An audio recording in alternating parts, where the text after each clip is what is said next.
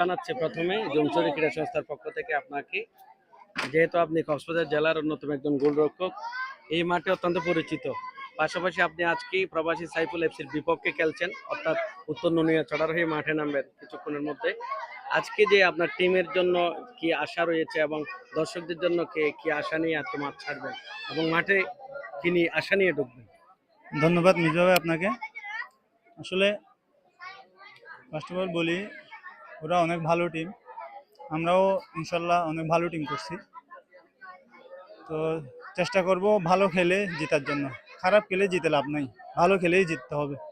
তো আমাদের চেষ্টা থাকবে ভালো খেলবো, রেজাল্টের মালিক আল্লাহ। তো এই দর্শক আপনাদের একাদশে কে কে আসছে নতুন ভাবে আজকে? আমাদের একাদশে আকিব, আমি তো এর আগে খেলি না, আমি আজকে ফার্স্ট খেলতেছি। আকিব আসছে, তারপর আর মিজান, আপনার জেলা টিমের মিজান আছে। ওকে আপনাদের দলে আরেকজন আইকন খেলোয়াড় রয়েছে কক্সবাজারে, আমাদের সানি, একদম ফুটসালের জন্য পারফেক্ট। সানিকে নিয়ে কি আশা করবেন, যাতে কি আশা করছে আজকে? ওকে, ও হচ্ছে গড গিফটেড প্লেয়ার একটা। আল্লাহ ওকে পায় অনেক কিছু দিছে, কিন্তু ওরটা ও নিজেই নষ্ট হয়ে যাচ্ছে আর কি, বুঝেন নাই? ভালো খেলতে পারতো। এটা আরেকটু ক্লিয়ার করে বলবেন। ওটা হচ্ছে ও আসলে ও একজন অনেক সানি, আমাদের কক্সবাজার জেলা ও একজন ভালো, অনেক ভালো প্লেয়ার।